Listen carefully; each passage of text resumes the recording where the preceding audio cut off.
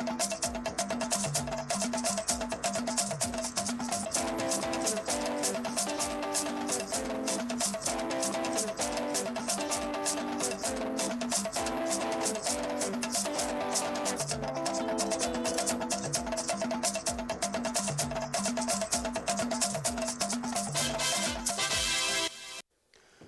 evening and welcome to Nationwide on the network service of the NTA. I'm Ayodeji Makinde. Nigeria is accelerating action to drastically reduce the scourge of malaria by 2025. The Minister of Health, Dr. Osage Ehanire, gave the indication while speaking to the media in Abuja on efforts to combat malaria in commemoration of this year's World Malaria Day. The reports. Every 2 minutes, a child under 5 dies of malaria. 27% of global malaria cases comes from Nigeria, with 23% fatality rates. Yet, malaria is preventable and treatable. With the slogan, Stand Up, Take Action, Nigeria is using this year's World Malaria Day to accelerate actions required to end the scourge. Minister of Health, Dr. Osage Ehanire, says the National Malaria Strategic Plan targets reduction of its prevalence in children to less than 10%.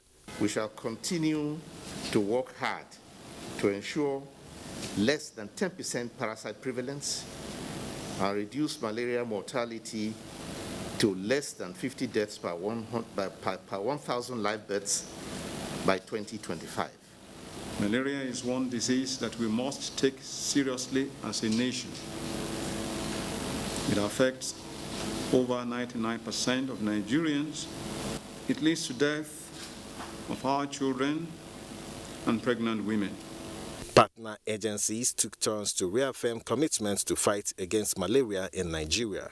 It's estimated that malaria causes a significant loss in economic growth and puts a strain on household finances. We must all stand up and take the needed action. The gathering urges all Nigerians to take action against the disease by keeping their environments clean, sleeping under insecticide-treated nets, and getting tested and treated for malaria. In Abuja, Ekene Ndulue, NTA News. Joining me in the studio to discuss more on the World Malaria Day is Dr. Isaac Egboja, a public health specialist. Welcome to Nationwide. You're welcome. Good evening. How does a country like Nigeria attain zero malaria, considering the fact that Nigeria is a tropical region where mosquitoes are quite in numbers? Well, it will take a while, but the first thing to do is to prevent the existence of mosquitoes. That is to do everything we can to eliminate mosquitoes. That is the only way we would be able to have a zero malaria case in the country. And it will take a long time to do. It is not a simple something to do, because that means that you would have to look for a means of killing all the mosquitoes that exist in the country. The Jenner Institute of Oxford University recently announced 77% efficacy of malaria vaccine trial. Can this have a major public health impact in terms of conferring long-term protection? Certainly, certainly. How? 77% of efficacy is a lot of it, and I would go for it. What that means is that if we are able to immunize or vaccinate everybody that is eligible in the country, within a very short time, malaria cases will drastically reduce to very minimal number. In the interim, what should we do to continue to avoid malaria infection? You've spoken about getting mosquitoes out and the rest, but don't we need something much better than that? Well, something much easier, not better than killing mosquito. That killing it is the best thing to do, but something much easier is the use of insecticide-treated nets that would prevent mosquitoes from having access, physical access to people when they are sleeping, because that's when they get them most of the time. And also making sure that our environments are clean and mosquitoes don't have any place to lay their eggs and to produce and to bite us at random the way they do. Dr. Isaac Egboja, I'd like to appreciate you for coming on Nationwide. My pleasure. I've been conversing with Dr. Isaac Egboja, a public health specialist on the 2021 World Malaria Day. Now, let's still talk more about this particular day, because the slogan, "Stand Up, Take Action," is a call to action for all stakeholders to reaffirm their commitments to malaria control and health in general. This is in line with the theme for this year's World Malaria Day, Zero Malaria, Draw the Line Against Malaria.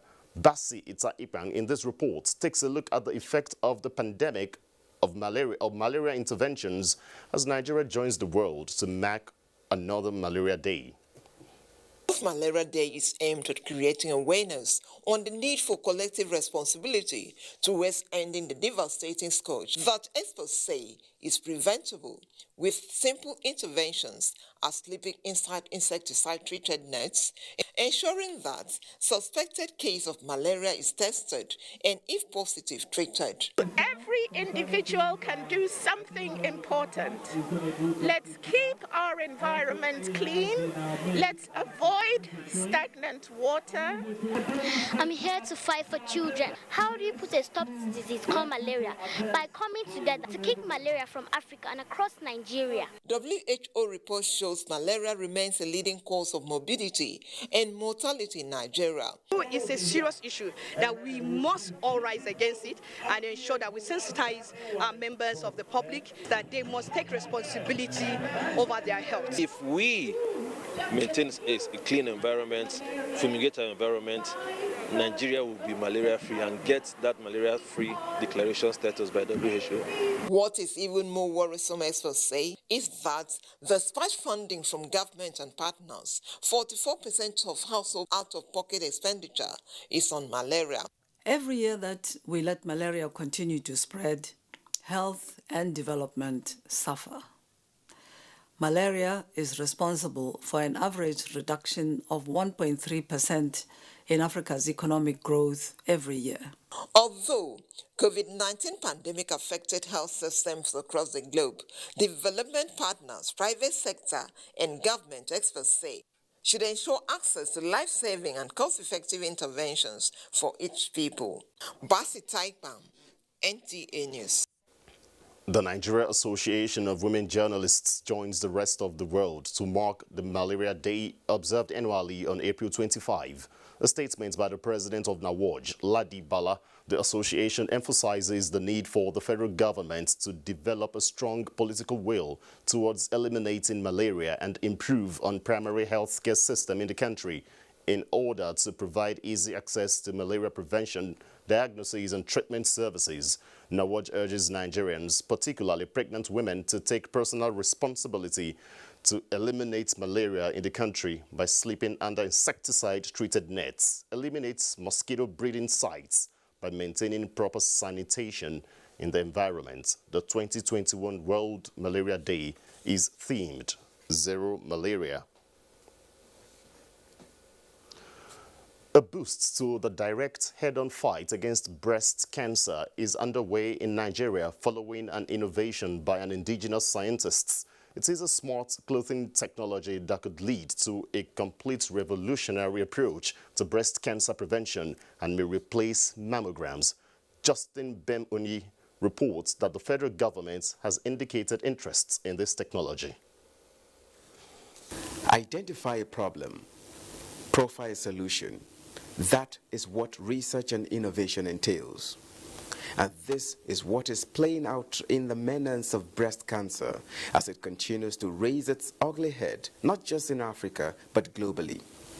A group of Nigerian scientists have developed what they call a smart bra device designed to detect cancer in its earliest stage and also monitor the daily condition of a diagnosed breast cancer patient. The prototype of this technology, which is based on artificial intelligence, will have to go through clinical test trials before a final implementation and launch of the project. We are imputing IoT, that is the mobile app, that will send the result to the mobile app. Then we are using artificial intelligence that will help us to get the analysis. We get data from, we get our data set, then we're going to train. We're going to train the machine to detect, to give us the actual result if the person is having a tumor or if the person is having a lump. They have brought this development to the notice of the federal government and are seeking financial as well as technical support to see that this indigenous technology, which will be the first of its kind globally, comes to fruition. But on the whole, I want to assure you that the ministry will support you. The federal government, under the President Muhammadu Buhari, will use the vehicle of the Presidential Standing Committee on Innovations and Inventions to support this project. We will do all the best we can to also ensure that your right to this creativity is patented so that you have the full benefits of your creation, your innovation rather.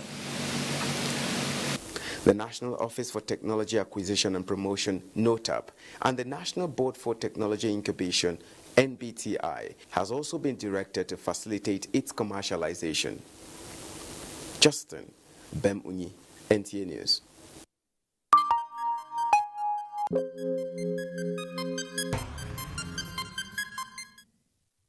And still on health-related matters, the NCDC has announced 56 new cases of COVID-19 in the country as at 24th April 2021.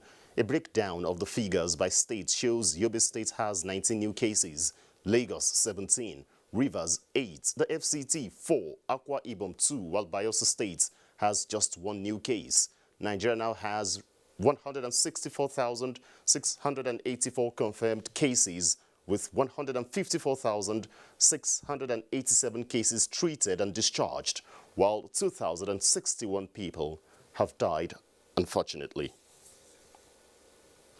Now let's join Adiola in our Lagos Network Center for more reports on Nationwide. Good evening, Adiola.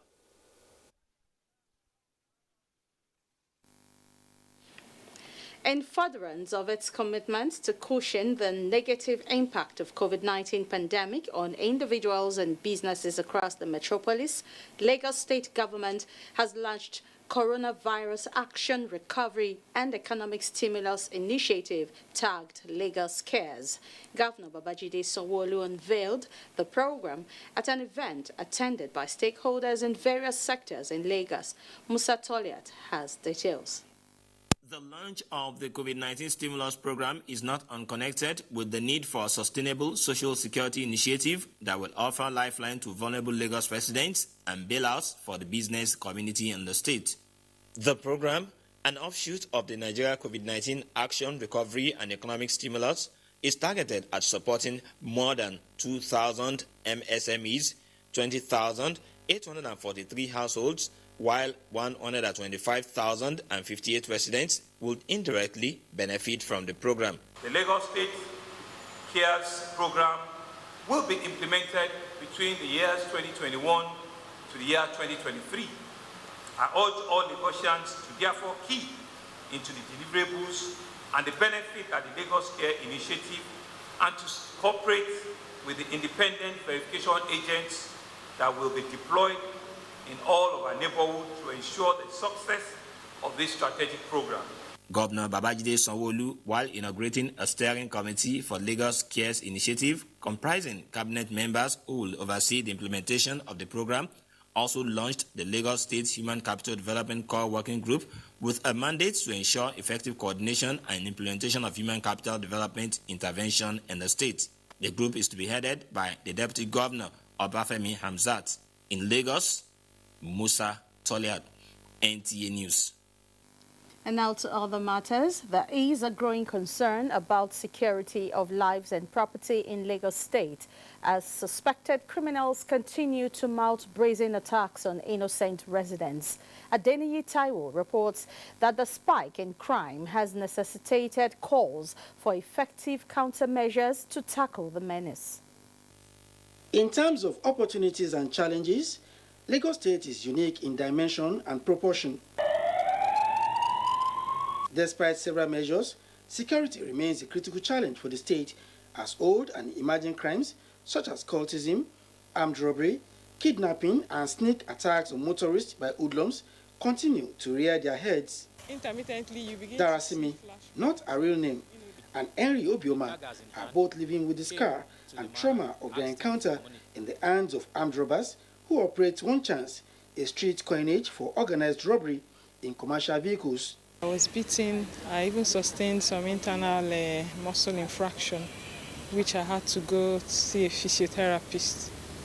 And my account was cleared. He stepped out of the vehicle and was acting as though he was going to rectify the problem. Came to me, opened the door, took away my bag, searched my breast pockets, and took away the money I had just withdrawn from the ATM.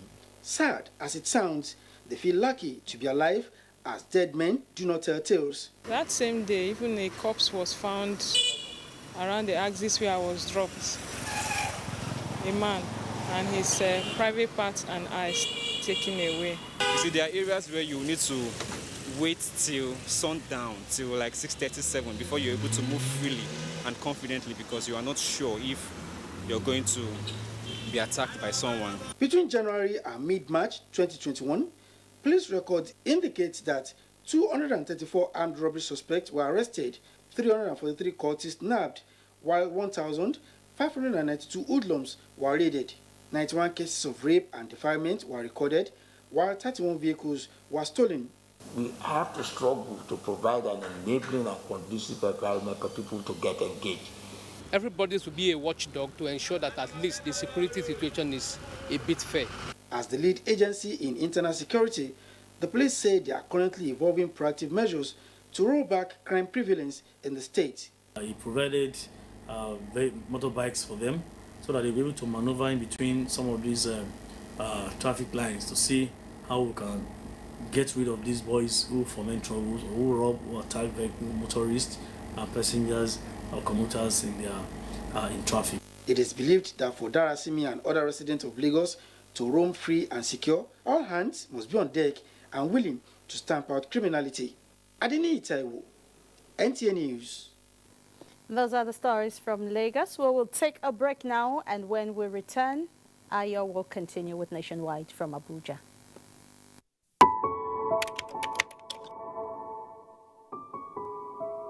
My name is Alhaji Lai Mohammed, the Minister of Information and Culture. I just received my first dose of the COVID-19 vaccine, and I'm glad I did so. This vaccine has been proven to be safe and efficacious. And as long as we take this vaccine and we continue to obey the COVID-19 protocols, such as frequent washing of hands, use of sanitizer, wearing of masks in public places, keeping social distancing, avoiding gatherings, we are sure going to beat COVID-19.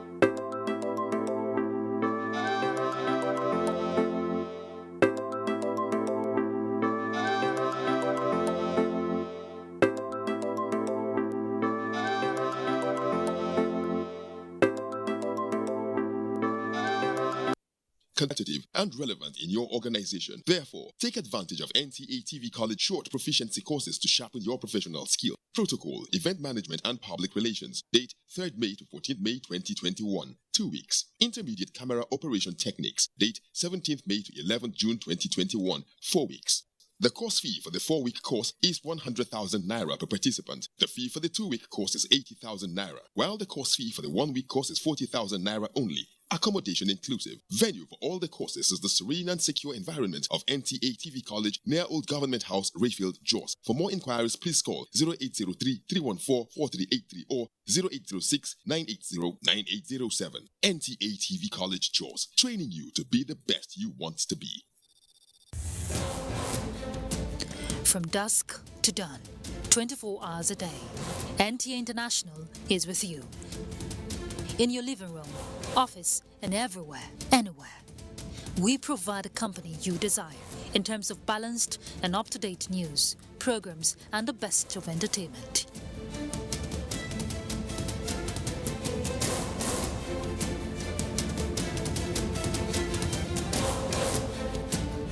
Tune in to DSTV channel 251, GoTV channel 91, Freeview channel 264, or live streaming via www.visiontv.co.uk. Application for iOS or Android. You can also see us on Facebook and YouTube for quality content on the go. NTA International, Africa's window to the world.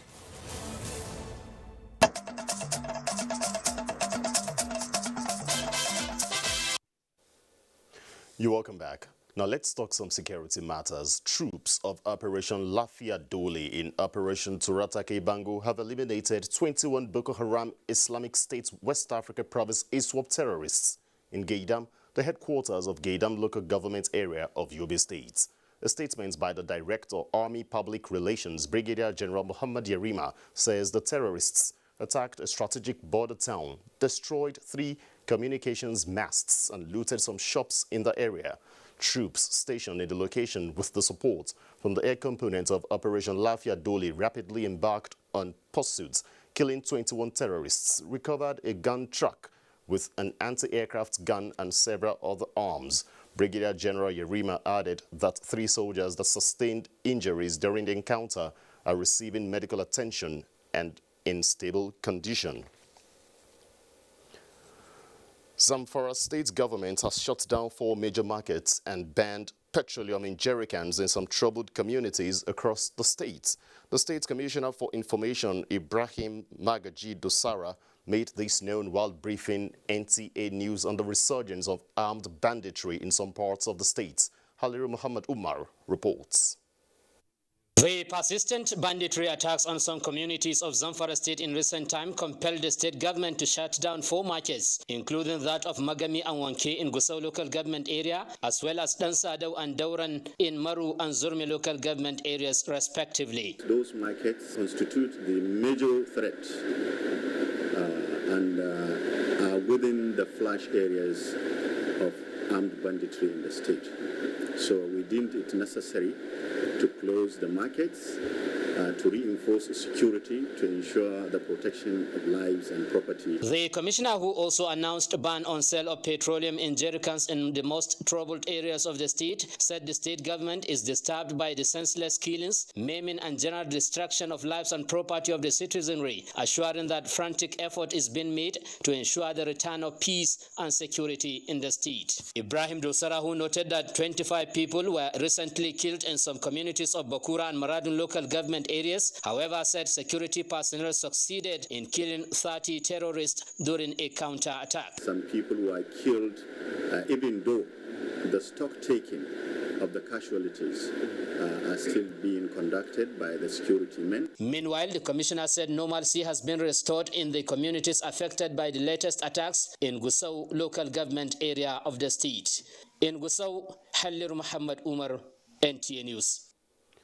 Governor Bello Muhammad of Zamfara State says a new roadmap to ending the interminable security challenges bedeviling the state has been developed. He stated this while receiving a delegation of the Progressives Governors Forum on a sympathy visit over the recent loss of several lives occasioned by resurgent banditry in some parts of the state. Jamilu Ibrahim reports.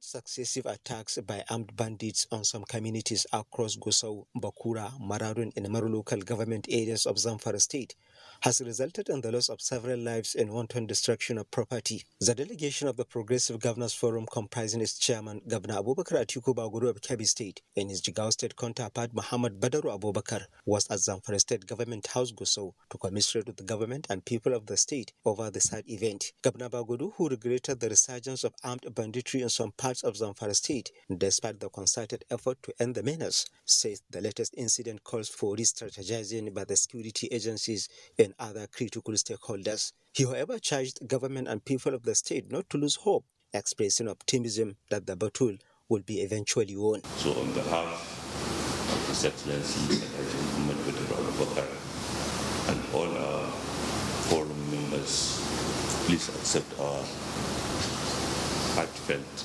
sympathies and condolence, and we pray that all those who have lost their life, may Allah grant them a Jannah Firdaus. Zamfara State Governor Bello Muhammad thanked the progressive governors for the visit and informed them that a new roadmap to ending the lingering security challenges bedeviling the state has been developed. More support from Mr. President and the security agencies to support the government, and any way we found necessary that we will tackle the issue that we have at hand. Governor Muhammad also eulogized President Muhammadu Buhari for the deserved attention he gives to the ongoing effort to achieve lasting peace in Zamfara State. In Gusau, Jamilu Ibrahim, NTA News.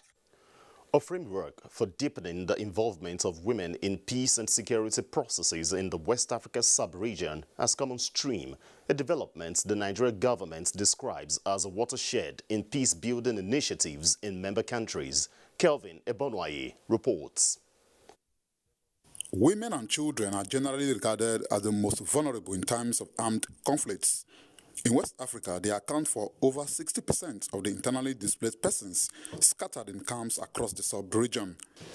The launch of the ECOWAS guidelines on women, peace and security is primarily to provide direction on participation, protection and gender mainstreaming for women in peace-building initiatives to improve their understanding of the impact of armed conflicts on their well-being and guarantee their inputs. All of us should ensure that it is properly used. In fact, it has to be institutionalized so that we can be able to achieve the desired peace we are yearning for in the region. You know, we have many conflicts in our region, in the continent. But we know also that when women are involved inside, we find a good solution for our country. The framework is expected to be a working document for ECOWAS Department of Political Peace and Security and will be incorporated into policy actions in member countries, especially at the states and local government levels. In Abuja, Kelvin Ebonwaye, NTA News. We're not done with security. Governor Bala Muhammad of Bauchi State has provided 50 patrol vehicles with state-of-the-art communication gadgets to fortify the operations of security agencies in the state. Mahmoud Ibn Muhammad reports. Essential to the operations of security agencies, these vehicles will be deployed for surveillance and swift response to dangers in the nooks and crannies of Bauchi State. It's not only the police or the army or the major security agencies that would be dispensing policing and security in our communities. We should really work very hard to communicate and collaborate with the security agencies. The logistics support has come at a good time, as this laudable gesture has capacity to serve as catalyst in our renewed vigor to fight crimes and criminality in the country. With 16 allocated to the Nigerian Police Force and 4 to the Nigerian Army, other beneficiaries include the Nigerian Air Force, Department of State Security Services, and the Road Safety Corps amongst paramilitary and vigilante groups. In Bauchi, Mahmoud Ibn Muhammad, NTA News. We now stop over in Ibadan, where Kemi is with more reports on Nationwide. Hello, Kemi. Hello, Ayodeji, and welcome to Ibadan. Motorists and other road users plying the Moro Bailey Bridge in Kwara State have been finding it difficult to use the bridge due to some damaged portion. Correspondent Olajide Bello, who visited the area, has the situation reports.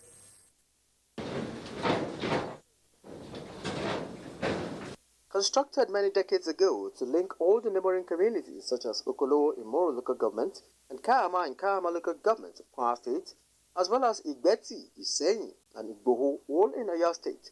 The value of the bridge is enormous considering its economic and social importance to the people. Traders and farmers plying through the bridge transport food items such as yam flour, rice, fish, red oil, among other commodities. Since a portion of the bridge collapsed last weekend, motorists and other road users have been going through stress while experiencing delay on the queue because the bridge can only accommodate one vehicle at a time. The government needs to look into it to make it better since it's a busy road. To help us do them because we don't have another place to even follow to pass in this area. There's only one road we have here. This lorry was coming from Kayama, but it was unable to pass now because of this collapsed bridge. And this is how we face this problem yearly. My interactions with those who use the bridge, the collapse of the bridge is not new. Stakeholders on the route call for a permanent solution to the problem. Olajide Bello, NTA News. And students of Ladoke Akintola University of Technology, Lautech Ogbomosho, shut down the gate of the institution to protest the death of a final year student identified as Nifemi Bernard. Correspondent Lukman Hassan reports that the deceased was a graduating student of the Department of Animal Nutrition and Biotechnology. As if for Nifemi, a 500-level student of the Ladoke Akintola University of Technology, met his untimely death after he went to fix a faulty electric supply in his community. The power surge from the cable which threw him to a sockaway led to his death. Before he finally drew his last breath, all efforts by the student to revive him proved abortive as he was said to have died on the way to the hospital. The death of the student led to protests by students of the institution, therefore destroying vehicles and other properties of the Ladoke Akintola Teaching Hospital in Ogbomosho.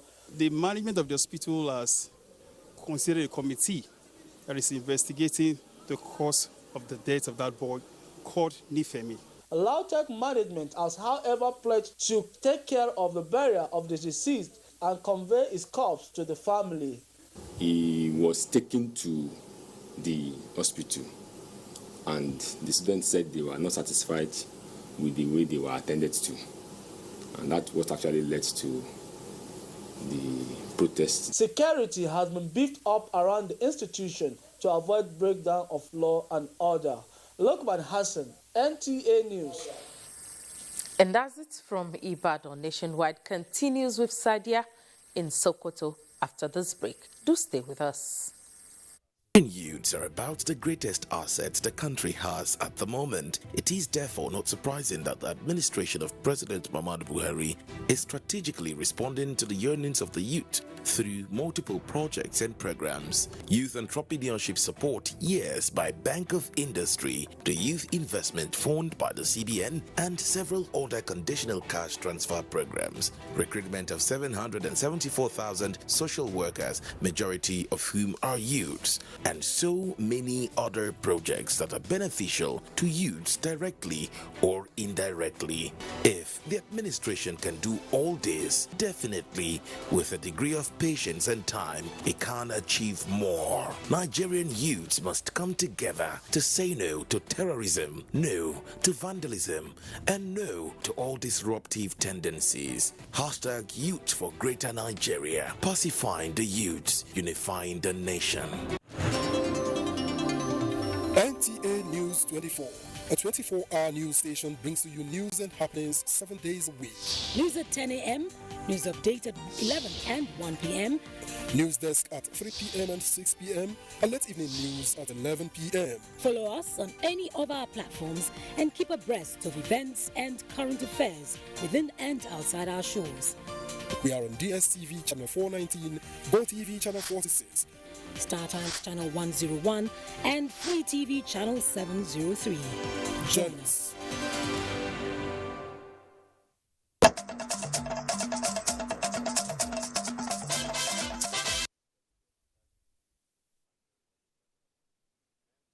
We are still there. Former President Olusegun Obasanjo has called for the provision of infrastructural developments, particularly roads, to open up the nation's socio-economic sector. The former president made the call while laying foundation for the construction of 9-span flyover bridge at Ringin Sambu area in Sokoto metropolis. Dolata Abdullahi has the report. The flyover awarded at over 3 billion naira is among the 3 initiated flyovers by the present administration, of which 2 have already commenced.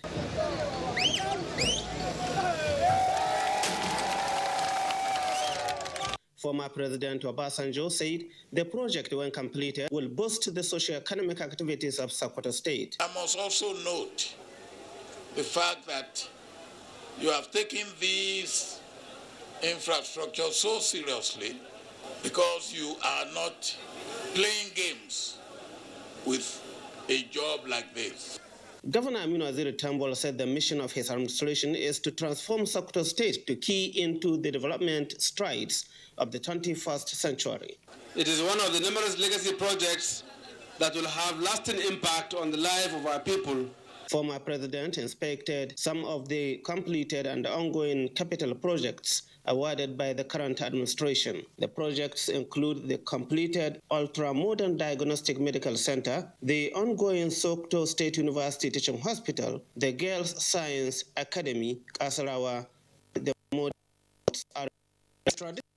holder, former President Obasanjo, paid royal homage to Sultan at his palace. Sultan Muhammad Saad Abubakar said Nigeria would be a better place for all if the adherents of the 2 major religions adhere to the dictates of their faith. He presented some books on good leadership to the former president. Resorting to dialogue, according to the Sultan, is the best solution to the country's problems. In Sokoto, Lahato Abdullahi, NTA News. Now, Governor Bello Muhammad of Zamfara State has to local governments over the death of more than 30 people who lost their lives to bandits' attack. The governor also expressed resolve to do everything possible to ensure that perpetrators are brought to book. Sadia Opakartuno reports. Some unknown gunmen stormed Gobirawa, Gidembisa, Zangu, and Gora communities in Bakura and Maradun local government areas of Zamfara State on Tuesday this week, where they shot to death more than 30 persons and carted away some herds of cattle. This prompted Zamfara State government to send a delegation headed by the secretary to the state government, Alhaji Bala Bello, to commiserate with the victims and reassure the affected communities of government's sustained commitment to ending banditry in the state. Bala Bello said Governor Bello Muhammad was shocked on hearing the news of the heinous act and promised that he will do everything possible to ensure that the perpetrators are fished out and brought to justice. The government of Zamfara State is condoling with these people, and drastic action will be taken in order to ensure that this area is more secured and that the community will engage in farming very soon. The sole administrator of Bakura Local Government Council, Dr. Aminu Suleiman, thanked the state government for the concern and solicited for enhanced security to restore confidence of the people as the 2021 rainy season farming approaches. We should continue to pray and support the government. We all know that His Excellency is trying his best to see that we achieve a lasting peace in Zamfara State. An eyewitness said the bandits who stormed the area on motorcycles in large numbers started shooting at sight and set their food silos ablaze. The delegation also paid similar visit to the district head of Gora in Maradun local government and condoled the monarch over the unfortunate incidents. In Gusau, Sadia Abubakar Tuno, NTA News. And that's it from here. It's back to Ayodeji in Abuja. Thanks, Sadia. Back here, let's tell you that the Deputy President of the Senate, Ovie Omoagege, says synergy is key in achieving desired progress. He made the assertion when he inspected a rehabilitated road in Delta State. Thelma Enugu has details. An integral part of development for any government is the provision of motorable roads for its citizens. One can then imagine the joy and happiness expressed by indigents of Ila in Oshimili North local government area and indeed neighboring towns in Delta North Senatorial District when a once unmotorable federal road, Ila Ubolu Ebu stretch that leads to Abuja through Edo State, was rehabilitated at the instance of the Deputy Senate President in synergy with the Senator representing Delta North, Peter Nwoboshi. Before now, it was a terrible place. Like the rain that fell 4 days ago, if it was before, by now you cannot see anywhere to pass. But with this, we are very, very happy. For the average Nigerian, I think you should be excited when you bring a problem to the knowledge of the government and then you come back to see the government in action responding to the needs of a rural community. The road is a basic infrastructure. So whereby we have access to the power of seats of power, utilize it. We are enjoying this dividend, part and parcel of dividend of democracy for this time. Why? Because we are a rural family, a rural community. We also believe in the roads coming from our farms to our major markets. In Asaba to inspect the more than 10 kilometers of rehabilitated road, DSP Ovioma Agege said the federal government is poised to ensure the comfort of its citizens through the provision of durable, adequate and impactful projects. There's time for election and there's also time for governance. The people voted us into the Senate to represent their interest. And unlike the executive arm, there's no way one person alone, can succeed without a synergy with others.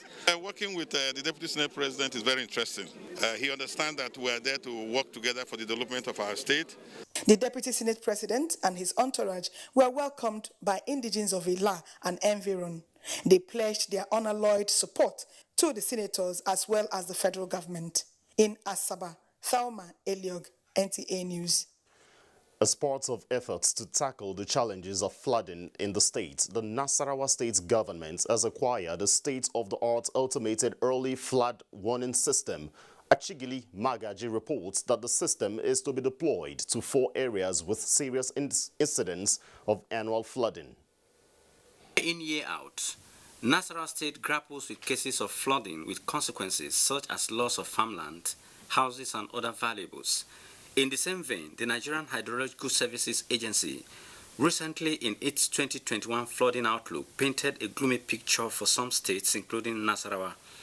The automated flood early warning system with sensitive data gathering capabilities is to be deployed to Loko, Ijuo, Tunga and Naisha with devastating history of flooding. And then transmits to a cloud, that's a cloud server, which will be hosted in the control room, where the data can then be seen and can be used to forecast. Taking delivery of the systems on behalf of the state government, Permanent Secretary, Nasarawa State Ministry of Environment, Aliu Agwe said, it is in line with the commitment of the state government to protect its people. Is because to save life and property of the people and to protect them, to ensure that they are well protected from the flooding. Okay. Representative of the Federal Ministry of Environment and other stakeholders lauded the initiative. This equipment is meant for flood early warning system, so that communities that are staying upstream and downstream of these stations will be forewarned for an impending flood, so that the communities will now take proactive measures. The system, for which contract was awarded in 2020, has the capacity for up to 2 weeks early warning of an impending flood. In Lafia, Achigili Magaji, NTA News. With the commencement of the 2021 farming season, farmers in Delta State have expressed their willingness to help the government achieve its aim of feeding the people. Onyinye Joshua Ifeanyi in this report looks at ways to enhance food production in the country. Critical aspect hindering agricultural endeavor in southern parts of Nigeria is land preparation. The region is blessed with all year-round rainfall, resulting into thick forests with huge trees, unlike the northern farmlands. Therefore, to cultivate lands in the south, it is necessary for the farmer to expend resources in felling these trees. The farmers in the state are looking out to raise loans, both from federal and state governments, aimed at helping them cultivate major cash crops, such as maize, cassava, rice, and oil palm, following the federal government's ban on importation. In assessment of loans, it's a little bit difficult for, when you pick loan and they begin to tell you some of these interest components of them, it becomes difficult for the farmer. First, the farmer is not making as much money. You realize that the farmer is not only producing for the public, he also produces for the family. So by the time you do this, you discover that and you now introduce interest in addition. it becomes a little bit difficult for the farmer to embrace. Apart from off-takers like brewers and other companies who buy off certain farm produce from farmers, there is also the need for storage facilities for preservation of leftover harvests. Another major issue requiring attention is the issue of security concerning farmers and herders. This, the Delta State government has constantly addressed through regular dialogue between the two agricultural elements. In Asaba, Onyinye, Joshua Ifeanyi, NTA News. 6 erosion-prone communities in Calabar Municipal, Calabar South and Abuja local government areas of Cross River State are sending a Save Our Souls message to appropriate agencies over withdrawal of funds by the World Bank, which will stop the commencement of civil works at erosion sites in these communities. Several property worth millions of naira are also on the verge of being submerged if urgent steps are not taken to address the plight of the people. Paul Abel reports. Erosion is one natural disaster in Cross River State, and with the recent devastation by rainstorm in Calabar, community leaders and other stakeholders residing in erosion-prone areas are living in panic because of fear of the unknown, predicated on the alleged information on the redeployment of resources by the World Bank to other states. Over 200 houses in Akaifa, Ekodenobong, Enima, among other communities, have been submerged by erosion, and for Mr. Eno Ofem, a landlord with a family of 8, their self-help measures have been overwhelmed. A plea with governments to urgently come to their aid seems to be the possible remedy for now. The World Bank, so they should not take the money back. Rather, they should encourage the people that they have already designed, that they should work in our community, because we have lost a lot. People, life goes, and it's a very terrible situation in our community. I have struggled the way I can. I have begged and begged before I got to this level.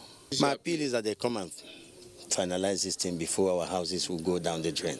NTA News interacted with authorities responsible for remedying the erosion sites on the allegation by the communities. Their problems will be given proper attention. We are not aware of what they are saying, that the World Bank is withdrawing funds from their project site. But as representative of New Map in Cross River State, we do our very best to liaise with World Bank and ensure that those projects are given proper attention. A stitch in time, says 9. Many property may not be lucky to remain standing as the peak of the rainy season gradually sets in. In Calabar, Paul Abel, NTA News. This is Nationwide on the network service of the NTA. Chinenye will take over from our Enugu Network Center. Good evening, Chinenye. Many thanks, Ayodeji, and welcome to Enugu. To enhance interconnectivity in the rural communities, a 22-kilometer rural road has been inaugurated in Enugu State. Inaugurating the road, which connects Isuzo and Udenu local government councils, the state governor, Ifeanyi Ugwanyi, said the project is part of his administration's integrated rural development strategy. Susan Eze has the details. The 22.443 kilometers Neke Mbu Obodoaba Oboletiti Road was awarded under the Phase 1 of the Rural Access and Mobility Project, RAM 2.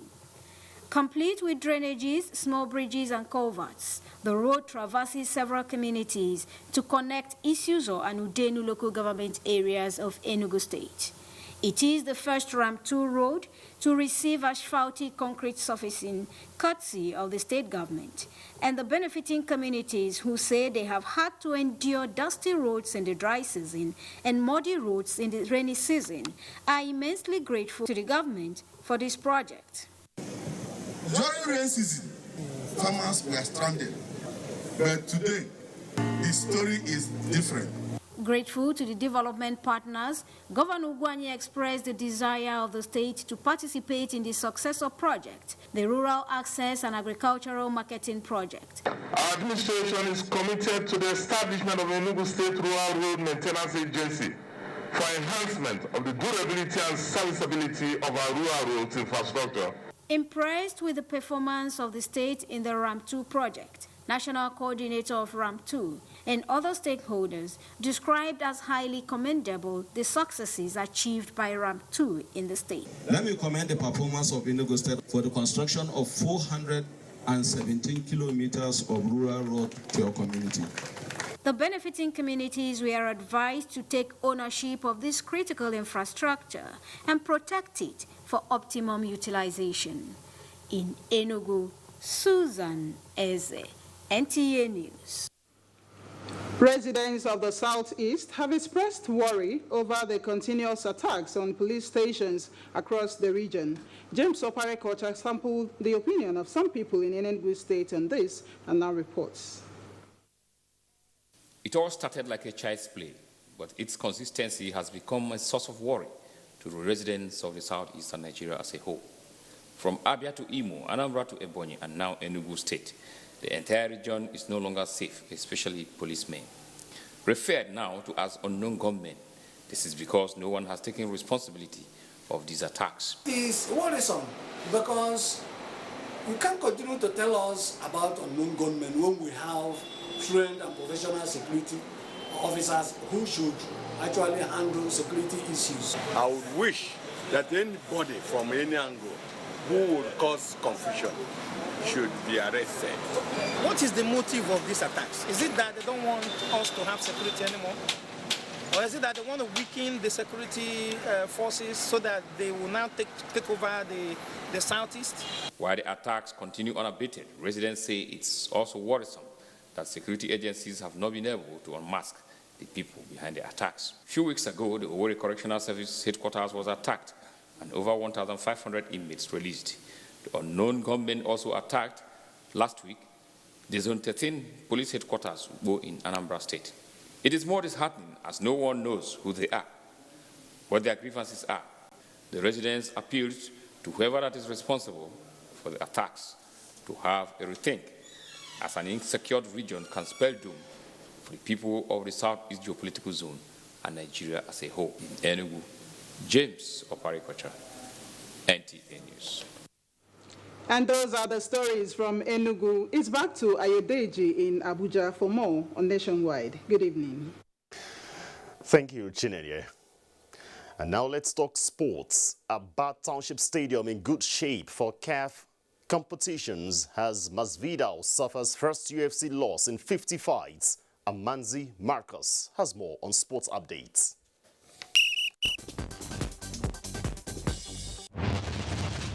The Abia State government has installed new floodlights at the Aba Township Stadium to enable Eyimba International Football Club play even in the night in the Nigeria Professional Football League and in CAF organized competitions. Eyimba hosts Orlando Pirates of South Africa on Wednesday in the CAF Confederation Cup competition. In tennis, world number 1 Ashley Barty rallied to beat 4th seed Elena Svitolina 4-6, 7-6, 6-2 to reach the final at the Porsche Tennis Grand Prix in Stuttgart, Germany.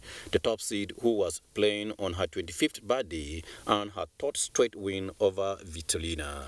In the Ultimate Fighting Championship, Nigeria's Kamaru Usman says he is the pound-for-pound best fighter on the planet right now after retaining his welterweight belt at UFC 261 in Jacksonville, Florida in the USA.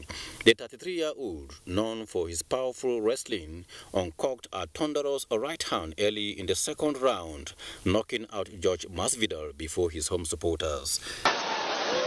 And of all the superlatives...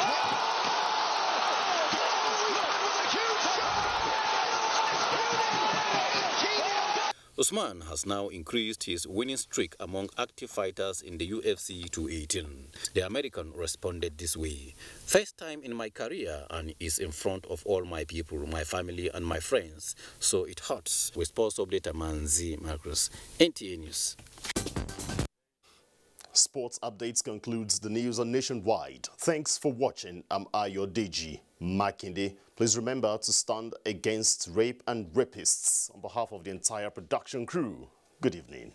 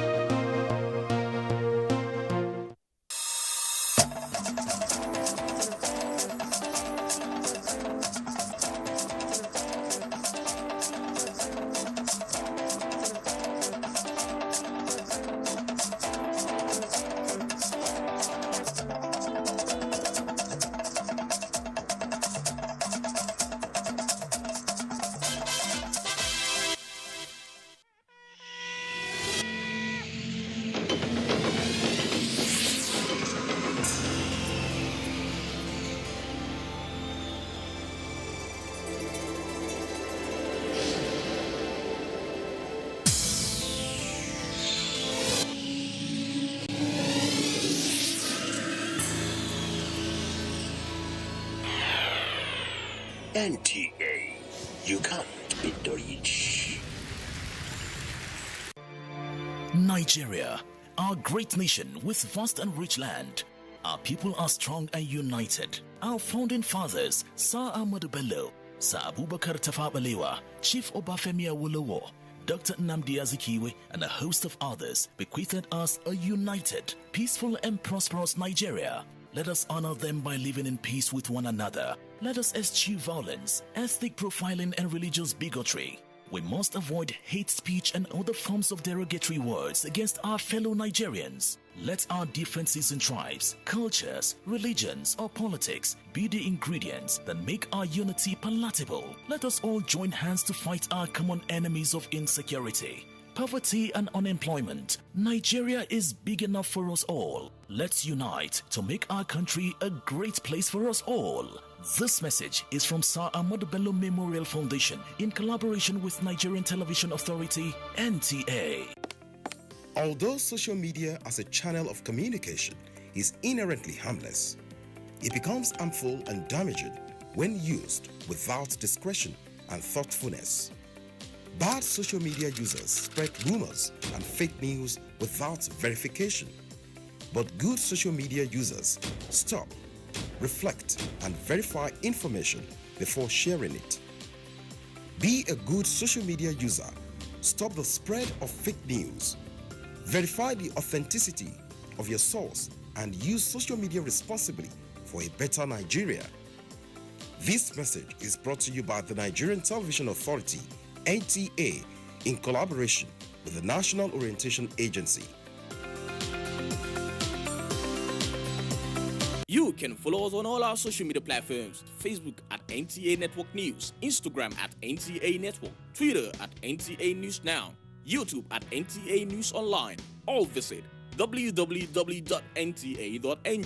For live streaming, visit www.nta.ng/live. Now, you can stay updated on the go, be it on your TV, iPhone, laptop, or iPad, or download the NTA mobile application from your Play Store or App Store. NTA, you can beat the rich.